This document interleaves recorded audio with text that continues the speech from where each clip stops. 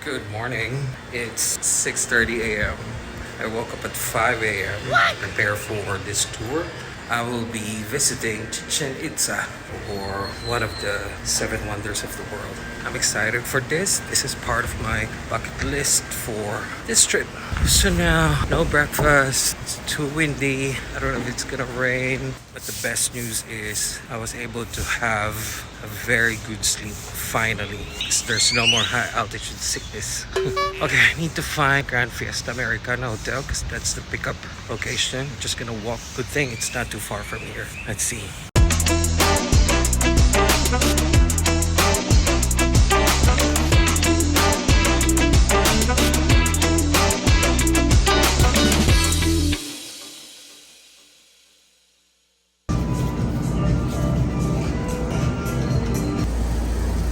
So I just bought some cookies. This will be my breakfast. Good morning, Cancun. It's good. Ang tayo magdala. Baka mas na umaga. Kasi natin sure kung saan. Cancun is just starting. It's there.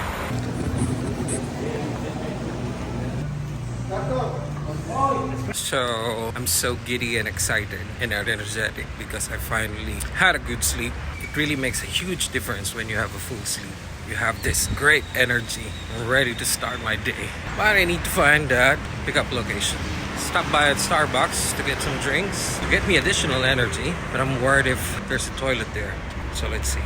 Huge hotels here in Cancun. Like massive. So wow, Mali, I went to the other Grand Fiesta. So apparently there are two. The thing, I still have time. It's not too far, he said, the guy that I asked. Let's see if I can find it. Okay, I finally found the bus. The Google map was a little bit confusing, but I think I'm here now. So I only saw two people in the bus. It's a huge bus.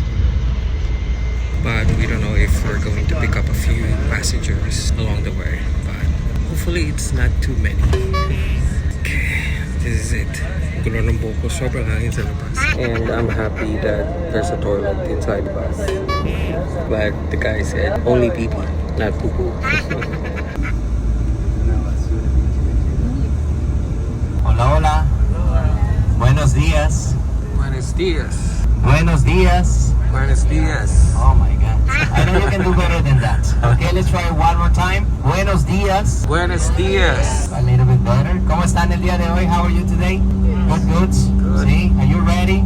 Yes, excited. Right now, we're about to get into the toll road. So from this moment, it's going to take us about an hour and 40 to 2 hours to get to the first place, okay? So we like to take the time on the way to give you some information about the area. Riviera Maya is the most important place in tourism in Latin America, see? The most visited. But let me tell you that there is only a small percentage of our visitors, the ones that decide to leave the hotel to see a little bit of our country and also to see a little bit of our culture. So thank you very much in advance. Today you're going to be taking this excursion with the company SAT Mexico, and we're going to be two persons in charge. The first one, the most important after each one of you, it's right here behind the wheel. Okay, today we are in excellent hands. Our bus driver has been doing this for many years, a lot of experience. He's been driving practically all over Mexico, so he knows perfectly these roads. Yes, besides that, he haven't crashed any bus. Well, this week, yeah, so he's doing good. See, let's get a big hand to wake up Mr. Luis. Fuerte aplauso para Luis. Luis, please stand up to say hi, para te saludar. No, he's a little bit shy. See, but later on, why not? The other person, it's gonna be me. See, my name is Alan. Hola. Thank you for your hands. Gracias por los aplausos. And things to remember today. By any chance, did any of you notice the bus number that we're traveling on? No bus number? You just got on board, huh? See, I mentioned that this is very important because in the places that we're going, we're gonna see similar transportation to this one. Same color of the bus, same branding, different companies, different destinations. 2043 will be our lucky number today. With a visit to the archaeological site of Chichen Itza. Yes? Chichen Itza. That will be the correct pronunciation. It is not Chichen Itza, okay? It is not chicken pizza either, okay? Chicken pizza will be for dinner, okay? So, señores, are you aware that this place, since July 7 of 2007, it's one of the new wonders of the modern world. The place that we're going today is not just another Mayan city that was built 1,000 years ago. This one, it's considered as the masterpiece of this civilization. One of the places where we're going to be able to see all those great achievements that the Maya had in matters of astronomy, of architecture, engineering, mathematics, and also it's really interesting the symbolism that we preserve in many of the carvings. Everything will be related to the cosmovision of the Mesoamerican groups. In this case, Chichen Itza was considered as a cosmopolitan city that had influences of different Mayan groups, but also some other tribes or cultures that were settled in Mexico. Have you ever tried mole? Mexican mole, see, the salsa that is prepared with different kind of spices, different kind of condiments, and you know, depending the region of Mexico that you go, it's gonna be some of the ingredients that we add in the mixture. Here we put some bananas and cacao beans, see, into the mole. You like cacao? Yes. Chocolate. See, it's a really interesting flavor in between sweet, salty, a little bit spicy, poquito, just a little bit, okay? Talking about spicy things, either in the buffet line or in the table, you will see a green salsa, okay? The green salsa looks like guacamole. Be careful, see? Only looks like guacamole. That will be habanero, see? Salsa de habanero, really, really spicy, okay? Who likes the spicy food right here on board? You know, jalapenos, serranos, Tabasco sauce, see? That's what we use to train the kids, okay? So habanero for the real machos. So be careful. 2 or 3 drops in a taco, that's more than enough. See, you add more than that, you remember this day your whole life. Okay, we want you to remember, but not because of that, okay? So be careful with the green salsa. So you know, all this time that we're gonna be traveling is gonna be from east to west. We're gonna be traveling like 260 kilometers, that will be like 180 miles. And basically today we're gonna be in the central section of the peninsula of Yucatan. So you will notice, señores, that the road is very boring. We're not gonna see anything than jungle. There is no mountains, there is no hills, there is no volcanoes. We're not gonna see water in the surface, no rivers, no lagoons, no lakes in the whole peninsula. And this is because the type of soil that we have, which is limestone. According to the geologists, the whole peninsula of Yucatan was at the bottom of the sea. About 65 million years ago, we got the impact of a meteorite right in the northern side of the peninsula, and this one was the cause that the whole reef started emerging from the bottom of the sea. Once the water gets in touch with the sun, the reef died, petrified, and became this limestone that is very permeable. So that's why when it rains, the water will never stays on the surface. Some of you were asking me about the mosquitoes. We don't get ponds right here, so we don't have that trouble that much. Imagine that today we might see 1 or 2, but in the peninsula we have over 7,000 of them. And guess what? All of them are going to be connected by underground rivers. We have the biggest network of underground rivers in the world. All of them are going to be ending up either right here in the Caribbean Sea, northern side of the peninsula, or the Gulf of Mexico. And by the way, señores, what I was trying to show you in this map, it's basically what we call the Maya lands. See, when we talk about the Maya, it's not only Mexico. For example, if we go to Central America, Belize, Guatemala, Honduras, El Salvador, and the northern side of Nicaragua. Here in Mexico, there is 5 states. Chiapas, right next to the border with Guatemala. By the Gulf of Mexico, Tabasco and Campeche, Yucatan and Quintana Roo. See, we're talking a little bit more than 300,000 square kilometers that covers the Maya lands. Nowadays, in all the area, we're going to be able to find more than 7 million Maya descendants. Customs, traditions, rituals, languages, the culture in general is still pretty alive, okay? When it got lost in the 16th century, the civilization, which was knowledge. See, about the people who we are, the culture. And today you're going to notice all the people that we're going to be interacting with you, we are Mayan descendants, and we preserve some of the physical features, even though that we are already mixed. We're something that we call mestizo, the mixed blood. See, but you will see that most of us, first of all, the size. Medium, see? Not too tall, not too short either, see? In the middle. Dark and straight hair, rounded face, slanted eyes, high cheekbones. That is something that we call the acular nose or curved nose. Thick lips, see? Especially the ones that we are from Yucatan, very, very short neck. See, actually, I have heard that in the rest of the country, they say that the Yucatecans, we have no neck, and they give us a nickname. They call us like the shampoo. Like the shampoo, head and shoulders, no neck. See? But don't worry, señores, don't worry. That is not offensive. Guess what? We have nicknames for the rest of the country. See, each one of the 32 states, no one is safe, okay? Also, most of us, we are lactose intolerant, see? Remember, no cows in America before 16th century, so we didn't develop the resistance to lactose. And there is another thing that we have, which is a burr mark, see? It looks like a bruise, shows up at the end of the back, see, where we have the coccyx bone. In medicine, they call it the sacroiliac spot. In anthropology, Mongolian. See, the Mongolian spot. You know, according to anthropologists, all the groups that settled in America were coming from Mongolia during the last glaciations, using the Bering Strait as an ice bridge. See? Have you seen this mark before that I'm talking about? Yes. Yeah? It's included. Music or no music? See? Tequila or no tequila? See? This is a picture of me when I was a baby. See? Haven't changed much, same smile. See? So what we're talking about, this purple pigmentation that we get to see in the back part, of course, depending which genetics you have stronger, will be the color and the size. Could be a little bit more purple or a little bit more greenish, bigger or smaller. See? It will fade away once we reach puberty, 10, 12, 15 years at most that we stretch out, this one will be gone. See, but this is gonna be something characteristic Native American kids, Asia and Africa. See, we're gonna work with the same mark, part of the genetics, part of the same roots. And take a look, this is what traditional Mayan family looks like. And by the way, this is one of the different groups that we're gonna find all over the area. As I was saying, it's covering 6 countries. See, quite extensive area. We're gonna be able to find 28 different groups. Each one of them with their own identity, their own type of dressing, their own customs and traditions. They call themselves Maya because they share the same linguistic root. 28 different groups, 28 different dialects that we preserve in the region. Okay, now let's start with an easy one. Okay, probably have said it. Cancun. Okay, that's Mayan language. Those are 2 words. Can, snake. Kun, nest. Okay, so where are you spending your vacations? Snake nest. See, we don't tell you that until you get here. You know, that's part of the surprise. For example, do you know chicle, chewing gum? That's also my word. Chi, mouth. Cle, the motion. See, the motion of the mouth, chewing the gum. The chicle was one of the main products that the pre-Hispanic Maya used to produce in this region. There is a tree that is endemic from this area that we call sapote or sapodilla. That would be the one that they used to extract the sap in order to create the natural gum. And in this case, the Maya and the Mesoamerican groups used to use the chewing gum with purposes of non-hygiene, but also they have found that they used to mix it with lime powder and tobacco to be used as an histaminic in order to walk long distances and avoid the dehydration. Remember, there is no water in the surface, no oxen, no horses, no donkeys, so the only way of transportation those times, walking, so they needed to be hydrated.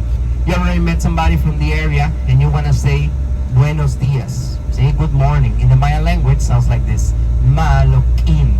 Malo, good, bueno. Kin is the sun. See, good sun, good day, good morning. ¿Cómo estás? How are you? Bash kawalik. Mishba, I'm fine, I'm perfect. See, Bishakaba. Bishakaba. Inkabae, Alan. Bishakaba. What's your name? ¿Cómo te llamas? What's your name? See, Bishakaba, Inkabae. My name is. See, the way that we say thank you, Jumbotic. Literally means God take good care of you. Que Dios te lo pague, we say in Spanish. In Mexico, we're talking about 12 linguistic roots and we preserve over 140 dialects. See, why so many? We'll have to remember that before the Spanish conquest, in Mexico, there were not only Mayas. There were 68 different cultures, 68 different groups. Yes? Have you heard about any other group in Mexico besides Mayas? Los Aztecas, see, the Aztecs, central part of Mexico, what today we know as Mexico City. See, in their time it was the great Tenochtitlan, that it was the capital of the Aztec Empire. And by the way, Aztec will be like the famous popular name. The real name of this empire, Mexica. See, from the Mexica, we're gonna get the name of Mexico. See, Mexico, it's Nahuatl language and it means the belly of the moon. Close to Mexico City, have you heard about the Pyramid of the Sun, the Pyramid of the Moon, the Temple of Quetzalcoatl? Quetzalcoatl, it's an equivalent of the main deity that we're gonna see today, that it's called Kukulkan. By the way, that is the deity that the temple, the main temple that we're gonna see today is dedicated to. See? The Temple of Kukulkan. This is the name. So Kukulkan or Quetzalcoatl, see, it was a feather serpent. See, one of the most most important, according to the mythology, is the one that gave humankind the knowledge of astronomy, of agriculture, and also calendars. See? So where those monuments are located in Mexico City, it's called Teotihuacan, and that was considered as the most important religious center in Mesoamerica. According to the archaeologists, during the classic period from the year 200s until the 900s after Christ, that would be the place when the big kahunas were about to get to the title. They will have to go to Teotihuacan to have different rituals of initiation, and that will be the place where they were given different objects that are going to help them to prove their power, but also to legitimize their divinity, like precious and volcanic stones, for example. That will be the place where the nations from North America used to take their turquoise, groups from Central America used to take their jade, and they were the main providers of obsidian. See, the obsidian is a volcanic stone that it was one of the most important goods that they could have in those times. They have found items with different purposes, like chisels and knives, since it's considered as the sharpest material in the world. Have you ever heard about the Olmeca? Or have you ever seen these carvings before? The colossal heads. See? These are heads that weigh tons. They are considered as the mother culture right here in Mexico. According to the archaeologists, they were settled since the year 3000 BC. They were the first group in America to have ideas of writing system. The first one that started marking calendaric cycles, and also they were the ones that discovered this. Have you ever seen this before? See, that's a coco.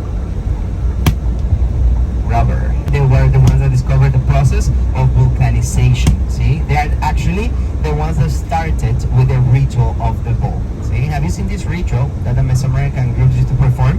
Hitting a bowl like this with different parts of the body, like the knees, like the hips, elbows, and shoulders, in order to pass it through a hoop. Or, I don't know if you remember, a few years ago, there was a movie from Disney called Rose to El Dorado. See, I don't know if you had the chance to see that movie. See, in part of it, they were also representing the ritual. I mean, that one was a cartoon. They were using an armadillo, but this is the actual bowl. See, this is a replica that weighs about 1.5 kilos. Imagine, some of the excavations, archaeologists have found some of them up to 5 kilos. See, and today, the bowl core that we're gonna see is the biggest one in Mesoamerica. See, the rings where the bowl will have to go through are almost 7 meters higher than the ground level. See, so it was quite a challenge.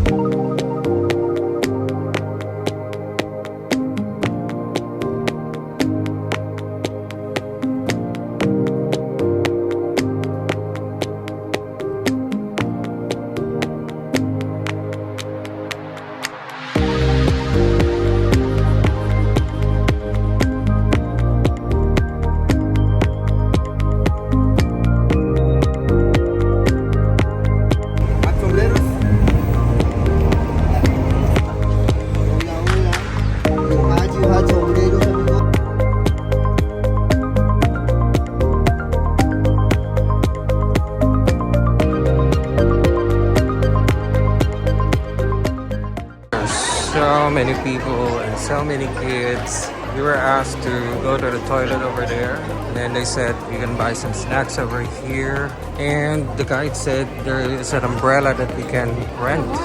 That's what I need. I don't want to wear a hat. This is actually what I want to try, the michelada. Let's see, tonight or later. Oh, tequila. So they have Starbucks there. It's a cafe that serves some Starbucks coffee.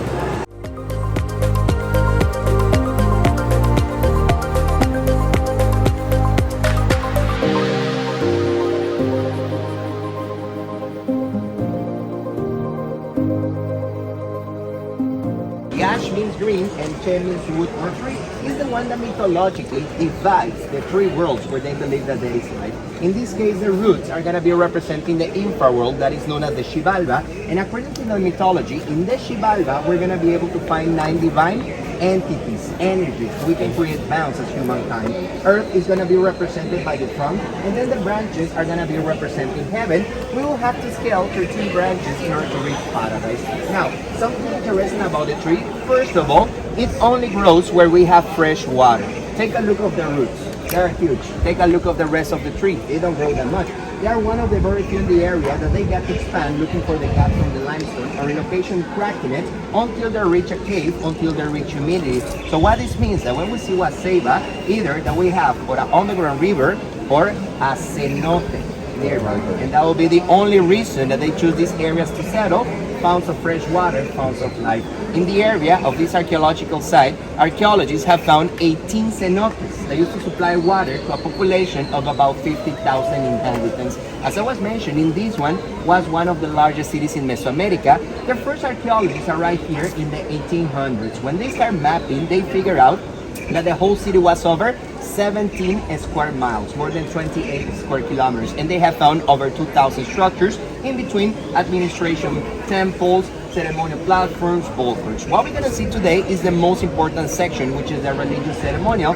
When the archaeologists were making some of the restoration in the temples, in the rubble, they were able to find some pieces of ceramic, see, that were placed as part of the offering for the temple. And with the technique of the carbon 14 is how we can have an idea in which period of time the city was built. The section that we're going to see today goes from the 900s until the 1200s after Christ. That will be known as the post-classic or decadent period of the Mayan culture.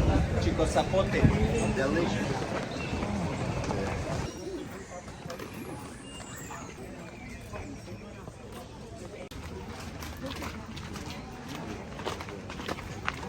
The name of the city is Chichen Itza. The name of the temple, El Castillo. The castle, that's one of the names that is known as, or also the temple of Yucatan, temple of the feather serpent. Okay, if you notice, I'm carrying an umbrella. I rented an umbrella for 50 pesos because the sun is mad here. When you enter, you will see a lot of vendors selling you some hats, and they will tell you that there's no shade here, and they're right. But I don't want to wear a hat. Good thing there's an umbrella option.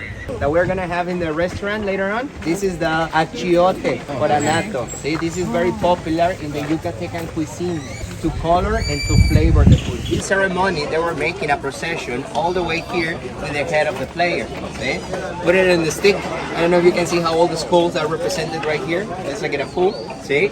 Honors. They give us a very good farming season this year. But if you take a look, something really interesting. All the skulls that represents in the area of the Amazonas, Paracas, still practicing it. See, different kind of deformations in their body. See? The head elongation was one of the most common.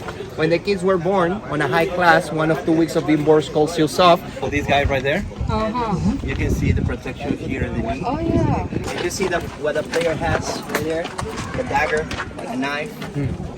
What is that? Is that socket? Somebody got crazy. Somebody lose his head. You see the head right there? Blood is ripped. I'm wondering why there are people clapping. Let me ask the guide.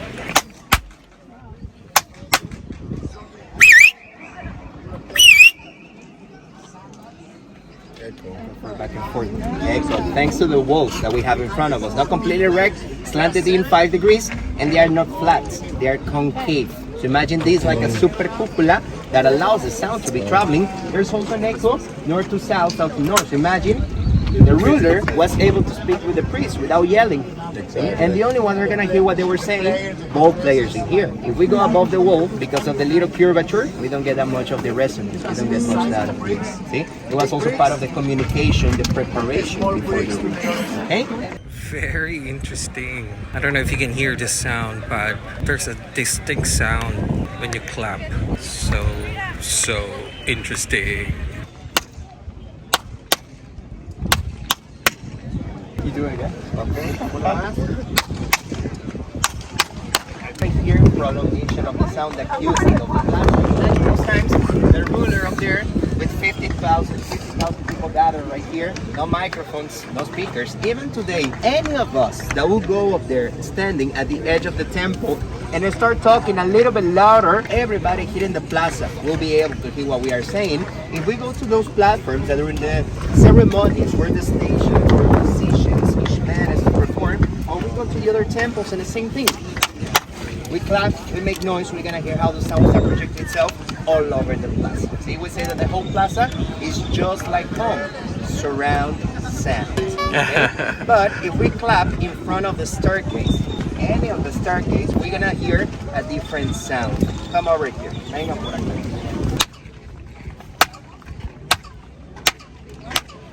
Oh wow.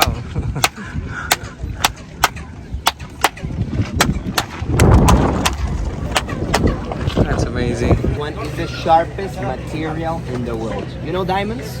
See, that's the hardest. Obsidian is the sharpest. We can keep striking this one until we get to the perfect edge. Even the doctors, until a few years ago, before lasers, they used to create these cables with obsidian in order to practice open heart head surgeries. They do a clean cut. You don't insure too much skin.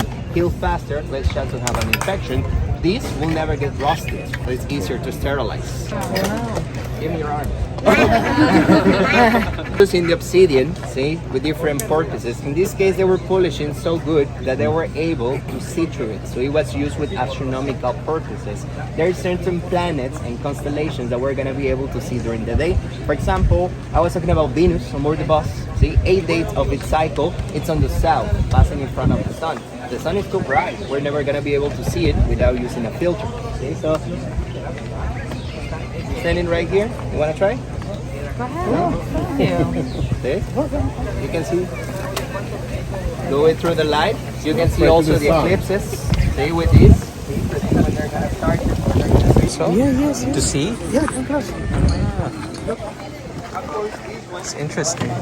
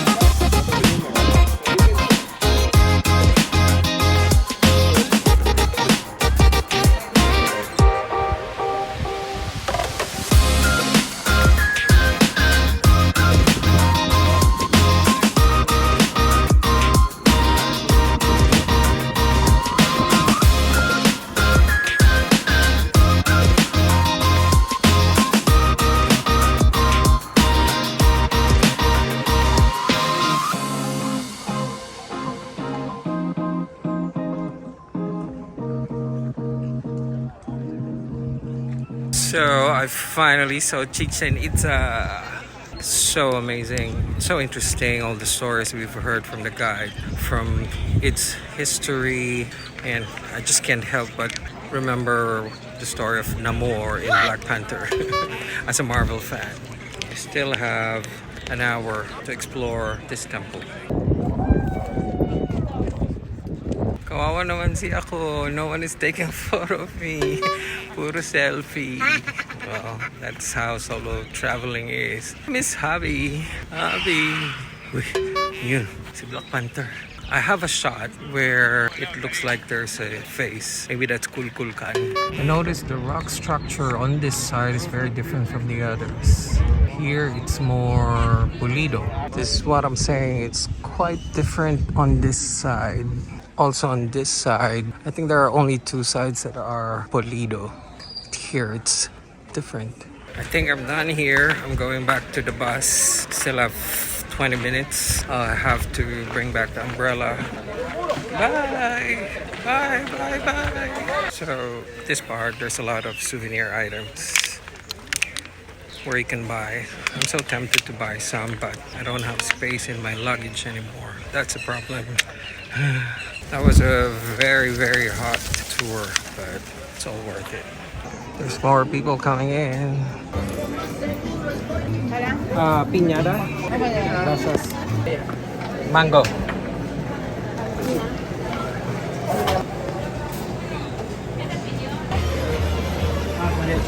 Gracias.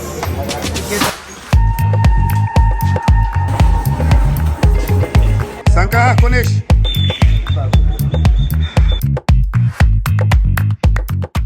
So this is their shopping mall here in Cancun. I'm gonna do a quick lunch here at McDonald's. I'm here now at Cirque du Soleil. Getting inside now.